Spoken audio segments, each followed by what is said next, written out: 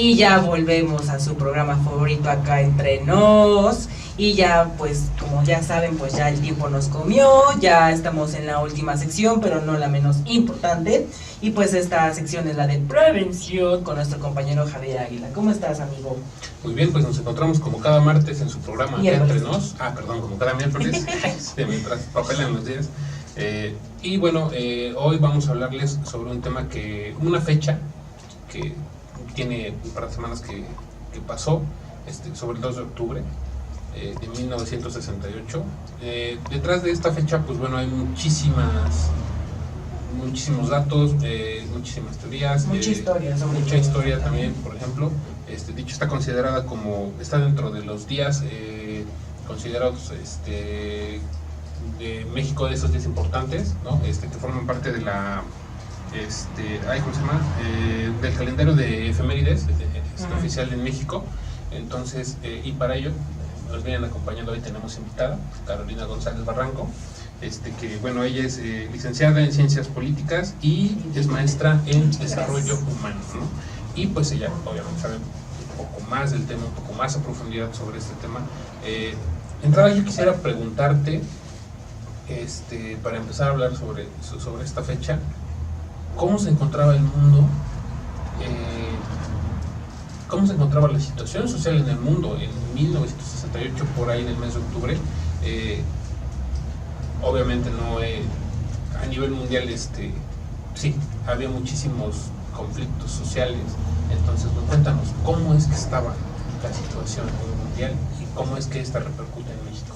Bueno, pues primero que nada agradecerles la invitación a Abraham, a Javier. Bueno, pues siempre es un gusto estar en este espacio. Y mira que haces una pregunta muy importante, porque de pronto entendemos el 68 como si fuese un espacio exclusivo de México, cuando en realidad a nivel mundial estaban pasando muchas cosas. Y algo padrísimo que me encanta en este programa de las 4 de la tarde de los días miércoles, es que bueno, pues están aquí jóvenes, ¿sabes? Y los jóvenes en el 68 marcaron un parteaguas importantísimo.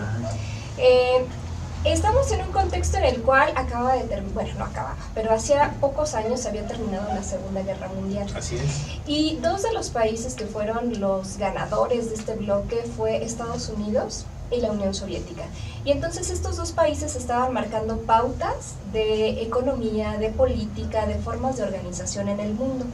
Curiosamente ellos se encontraban, o sea, los representantes de dichos países, y se saludaban así como los grandes amigos y todo está muy bien. Diplomacia. Como gente normal. La parte diplomática, sí, por supuesto, que en realidad se estaban dando una serie de cuchilladas por la espalda, porque cada uno quería defender su modelo y demostrarle al mundo que el suyo era el mejor.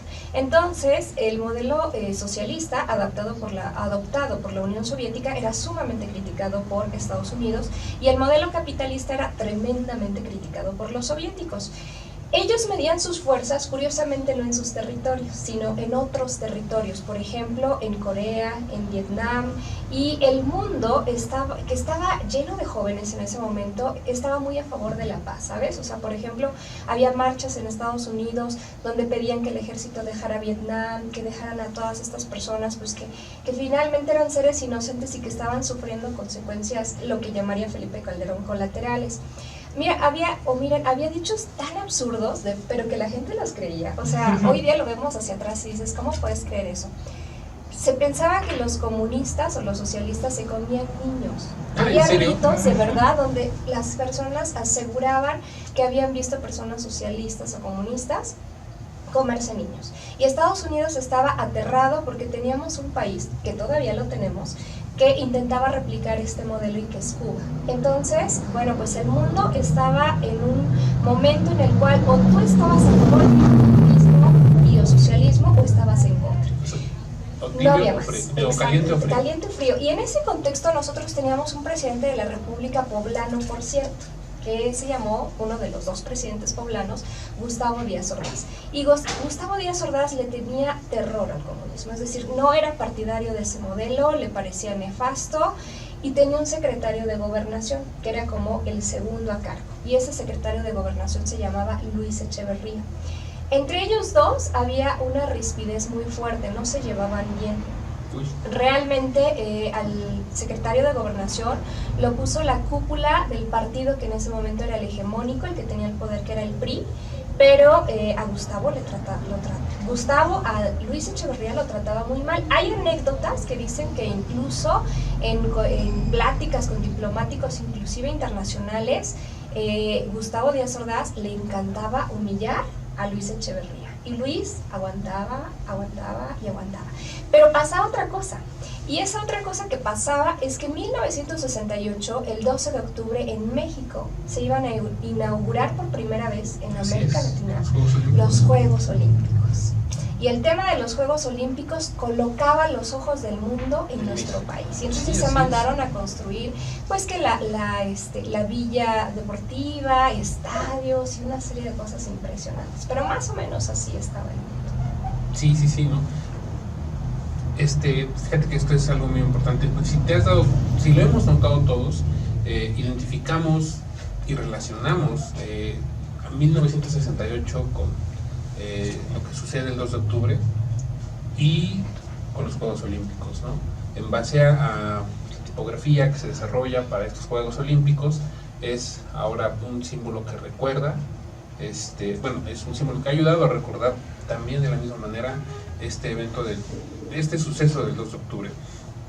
¿Qué lleva a los jóvenes mexicanos a congregarse, ¿no? Ellos tienen obviamente este movimiento empieza desde muchísimo antes, en los cuales ellos pues solicitan el cumplimiento de un pliego petitorio de 6 puntos, ¿no? Entre ellos resalta la libertad de los presos políticos. ¿Qué fue lo que genera en verdad?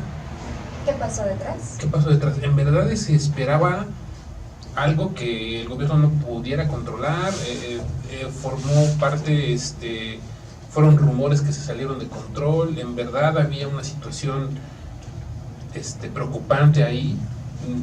No sé, ¿tú qué nos puedes comentar? Mira, de entrada yo creo que todos hablamos del 2 de octubre y muchas veces nos cuestionamos cómo las cosas fueron escalando de manera tan intempestiva. En el mes de julio se desarrolló un partido de fútbol, todo inicia por un partido de fútbol entre en realidad 3 preparatorias. Sí. 2 vocacionales del Instituto Politécnico Nacional frente a una preparatoria, la Isaac Ochoa Terena de la UNAM. El conflicto es entre preparatorianos y al final hay una rispidez muy fuerte entre ellos que se va haciendo más grande. Llega la policía y se lleva detenidos a jóvenes preparatorianos, que previamente a detenerlos los golpea. Y los primeros en defender a sus compañeros preparatorianos son los jóvenes universitarios del Instituto Politécnico Nacional, quienes salen, van y dicen, oigan, ¿cómo pueden tener detenidos a menores de edad? Por favor, libérenlos. Y cuando van y se manifiestan, pues la policía los recibe a ellos con nuevas agresiones y con nuevas detenciones. Esto pasa en el mes de julio. Van avanzando los días, la UNAM se incorpora al Instituto Politécnico Nacional porque ya no solo hay chicos de preparatoria detenidos, sino también ahora hay estudiantes universitarios. Y bueno, ocurre algo el 26 de julio de 1968. El 26 de julio se conmemora el aniversario del inicio de la Revolución Cubana.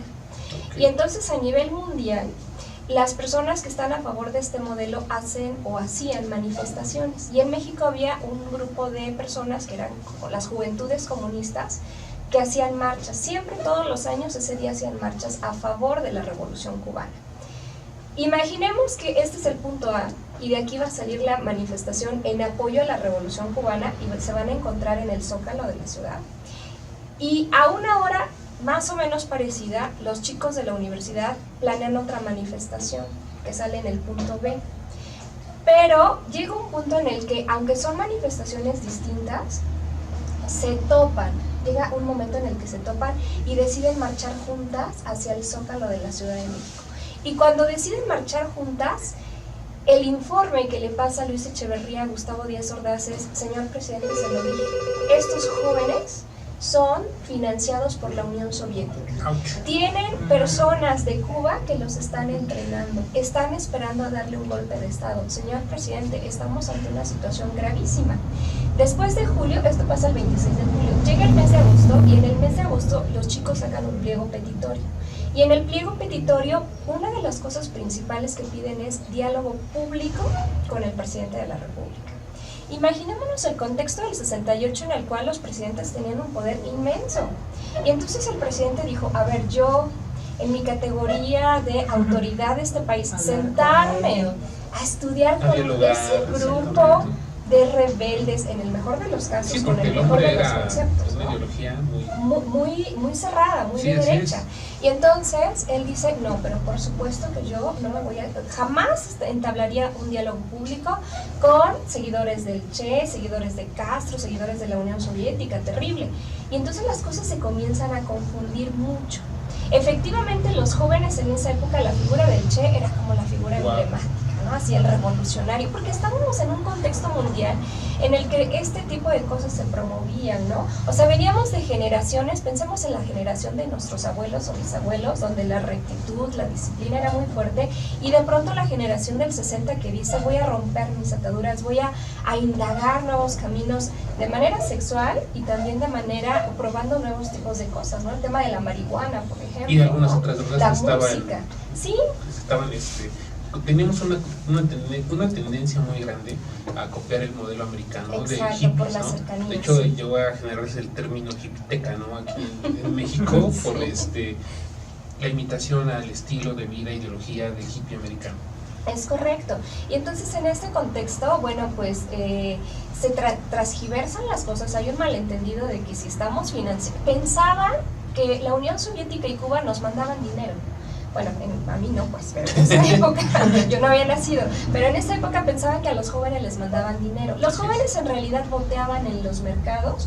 El mercado Jamaica, específicamente en la Ciudad de México, les financiaba o les daba mucho apoyo económico. Se subían a los camiones y pedían dinero para hacer sus volantes y demás. Pero ya no teníamos solo la UNAM, sino que ya se había unido la UNAM, bueno, era el Poli, la UNAM, la Universidad Iberoamericana, la del Valle, la Salle, el TEC de Monterrey, varias universidades, el ITAM, el Colegio de México. El movimiento se hacía cada vez más grande. Cada vez más fuerte, y más fuerte, y más fuerte. Y de pronto se les unieron los médicos, los ferrocarrileros, los maestros, los campesinos, los obreros. Todo un contexto enorme. Sí, o sea, y entonces de pronto el gobierno dijo, caray, esto se nos está saliendo de las manos, y ya estamos en agosto, y ya estamos en septiembre, y los Juegos Olímpicos se inauguran en octubre. Y ya empezaban a llegar delegaciones internacionales, ya empezaba a haber reporteros de otros países, y la preocupación del gobierno fue muy fuerte. Previo al 2 de octubre de 1968, el presidente se encontraba en México, pero no en la Ciudad de México, no en la ciudad. Y entonces le llama a su secretario de Gobernación, Luis Echeverría, y le dice, señor presidente, el 2 de octubre va a haber una manifestación. Para el 2 de octubre estamos a 10 días que se inauguren los Juegos Olímpicos. ¿Qué vamos a hacer? Y el presidente le dice, Luis, haz lo que tengas que hacer, pero a mí me frenas esto. O sea, porque no puede ser que lleguen las Olimpiadas y estos jóvenes siguen como esa imagen, la imagen que presenta México a nivel mundial, ¿no? Y entonces Luis le dice, sí señor, yo creo que están esperando eso para darle un golpe de estado a usted y que todo el mundo lo vea. No, a mí me lo detienes. ¿Qué hago, señor presidente? Lo que tengas que hacer. Lo que tenga que hacer, lo que tengas que hacer. Sorry. Sí, tal cual. Y entonces Luis Echeverría manda a investigar la zona y, bueno, Tlatelolco, que se llama la Plaza de las Tres Culturas, porque estaba la cultura moderna caracterizada por los edificios, una iglesia que representa la época colonial y unas ruinas que representan la época prehispánica. Así es. Entonces, en la zona de los edificios, manda desde más o menos una semana antes a rentar todos los departamentos que están en las zonas altas, que están deshabitados. Los manda a rentar. Y por otro lado, se comunica a la zona militar número 1, la de la Ciudad de México, y les dice, necesito que el 2 de octubre estén ustedes presentes.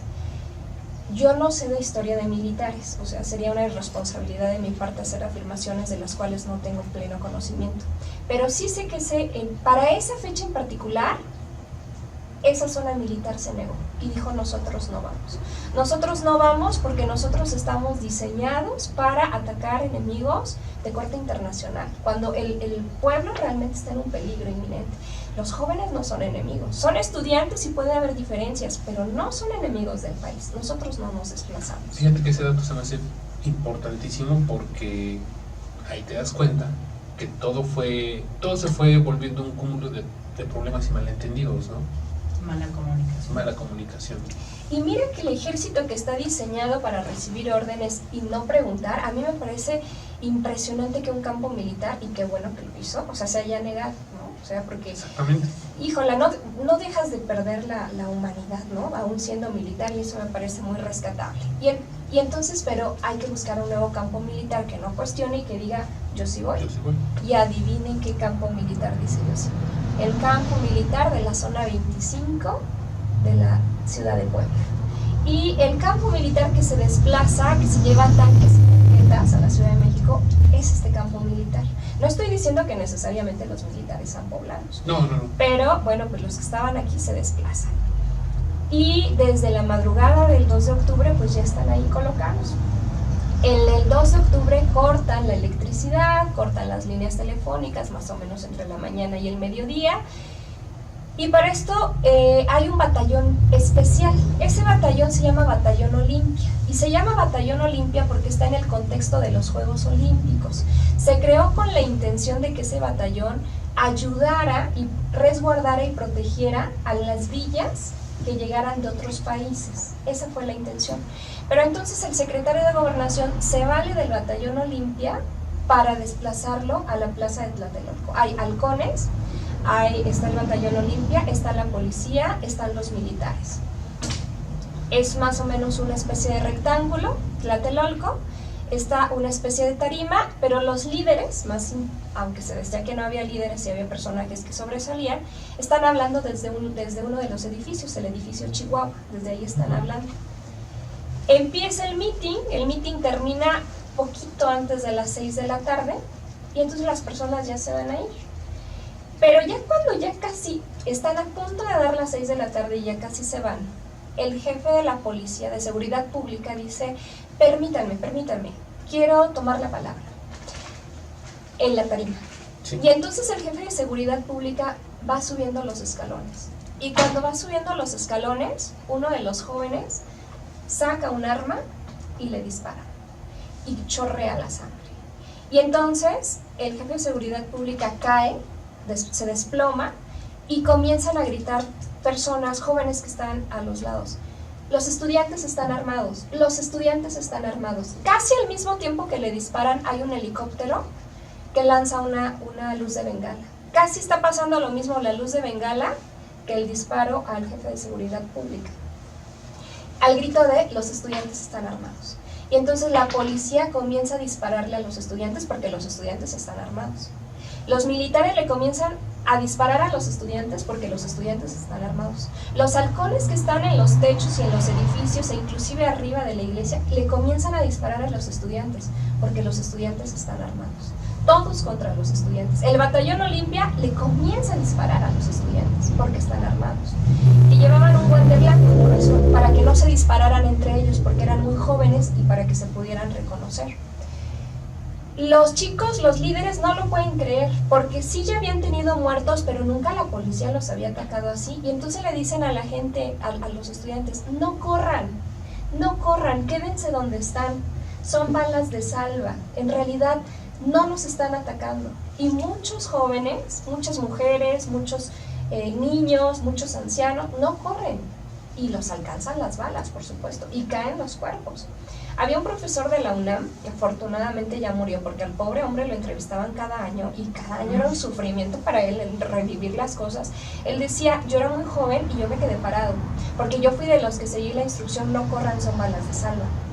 Y entonces de pronto un chico que yo no reconocí me empujó y me dijo: maestro, corra, por Dios, que nos están disparando. Y cuando él me dice corra y me empuja, la bala que iba para mí lo alcanza a él por la espalda.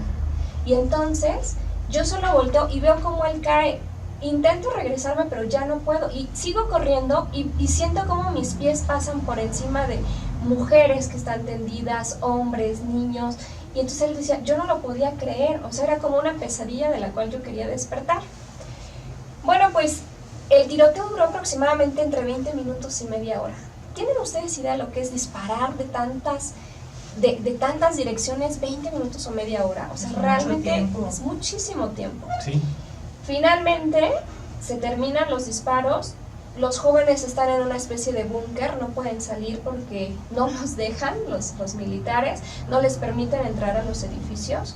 Y entonces al final lo que ocurre es que comienza una lluvia muy fuerte que lava toda la sangre, afortunadamente o desafortunadamente para ellos. Y el gobierno le pide a todos los concesionarios del transporte que acudan al lugar. Yo tenía una compañera de trabajo hace algunos años que su papá me hizo favor de otorgarme una entrevista en la cual su papá me decía que él era concesionario en esa época, que tenía transportes, que él fue de los que llamaron, no les dijeron para qué, y los cuerpos los metían a camiones, camionetas, lo que fuera, y ya habían hecho una especie de fosas, otro grupo de militares, y ahí iban y enterraban a las personas muertas o medio agonizando. Sí, exacto. Y entonces, bueno, pues fue una situación muy compleja. ¿Qué se dijo a nivel nacional? Nada. El presidente sí reconoció años después que había habido muertos, en 1977, ya casi cuando estaba a punto de morir, pero dijo que habían sido si acaso unos 20, 23, no más personas que habían fallecido. Toda la responsabilidad de las órdenes las tomó Luis Echeverría. Pero siempre, el que resultó como el culpable fue Gustavo Díaz Ordaz porque era el presidente. Y pareciera como si se sintiera orgulloso de hecho. O sea, cada vez que le preguntaban, él decía, y lo hice por el bien del país, y no me arrepiento. Y cuando Gustavo Díaz Ordaz, porque ya estaba la tradición de que el presidente nombraba a su sucesor, quiso nombrar a su sucesor, la cúpula del PRI, que se conoce como la familia revolucionaria, le dice, Gustavo, nosotros no hemos dicho nada de Tlatelolco, pero lo que hiciste no se hace. Realmente estuvo mal. Has perdido tu capacidad moral para elegir a tu sucesor. Ahora nosotros vamos a designar a que creemos que es el mejor hombre, que ha adquirido experiencia, que tiene el mejor perfil y que es Luis Echeverría. Y entonces, sin darse cuenta, eligen al verdadero autor del 68. Se murió Gustavo Díaz Ordaz y todo el mundo pensó que él era el único culpable. Los expedientes empezaron a abrir a principios de los años 90. En los años 90 supimos toda la participación, no toda, aún no lo sabemos porque todavía no se han abierto todos los archivos, pero sí supimos de la participación de Luis Echeverría y aquel hombre que ese jefe de seguridad pública que subiendo le habían disparado y que se había desvanecido, se supo que el joven que le había disparado no era estudiante, que era un policía muy joven, que la bala no era real, era una bala de salva y que la sangre que le corría era tinta. Y que todo eso fue orquestado para decir que los estudiantes estaban armados y poder atacarlos. Entonces el tema del 68 conlleva muchas cosas. Hay que tener mucho cuidado con los gobiernos autoritarios, de derecha o de izquierda. No importa el tinte, no importa el color, pero sí hay que tener mucho cuidado porque cuando a un estudiante, a un joven que tiene toda la vida por delante, que lo único que busca es hacer el bien a su país, el gobierno lo ve como enemigo, estamos perdiendo la humanidad. O sea, el tema del 68 es muy grave. Y lo grave es que los hechos se replican. Pensemos en Ayotzinapa, pensemos en los jóvenes que todos los días levantan y que a nadie le importa. O sea, a mí me parece terrible esa situación. Fíjate que nos acabas de revelar datos, o nos acabas de contar datos que, pues obviamente, no sé, al menos a mí en este tema en específico, siempre he sido partidario de escuchar muchísimos puntos de vista. Algo que mencionabas en lo que comentabas es, en ese entonces y actualmente, la figura, la imagen del Che sigue siendo un símbolo que te hace pensar en revolución. Pero te hace pensar en revolución sin conocer todos los contextos que giran alrededor de la situación social, los aspectos culturales, económicos. Tenemos que tomar en cuenta también que todo esto también se vio magnificado porque teníamos a los ojos del mundo en México, ¿no? Sí. Esto, otro punto, y esto me parece importante y crucial, comentarlo también desde tu punto de vista, ¿no? El hecho de que un número tan importante de personas se congregara en un espacio, o sea, una concentración masiva verdaderamente importante, con una tensión y un estrés social, también al filo de la butaca. Sí. ¿Crees que esa concentración masiva, que esa concentración tan grande, ya para finalizar porque nos corrigen aquí para sí. Se nos acaba el tiempo. Se nos acabó. ¿Crees que, no sé, si en verdad hubiera sido menos gente, hubiera podido ser menos distinto exactamente? Si hubieran tomado más, si hubieran más calma, sido 30 personas, no habría habido tal vez tanto impacto. Aquí la cuestión está, hay una tentación muy grave por parte del Estado, pensar que las cosas se le pueden salir de las manos y querer actuar, pero lo grave aquí está en cuando tú, en base a tu poder, porque tienes todo el poder, decides terminar con la vida de las personas. Eso es gravísimo. Y yo creo que los jóvenes sí habrían hecho mucho ruido en 1968 en las Olimpiadas, y habría sido mejor a que los hubieran callado las balas, en el sentido de que ellos no planeaban dar ningún golpe de Estado. Sí. Pues bueno, muchísimas gracias por habernos acompañado este miércoles. Gracias, un gusto que nos hayas acompañado. Esperemos repita más a menudo. Gracias. Bueno, esto fue ahora sí que de mi parte todo. La verdad, pues muchas gracias. Yo también me llevo, o sea, súper, ya me abrió todas mis expectativas sobre esta fecha. Muchísimas gracias por habernos contado todo esto. Muchas gracias, Javier. Muchas gracias, Alanis. Y pues recuerden que tenemos la próxima cita el otro miércoles en su programa Acá Entre Nos. Gracias.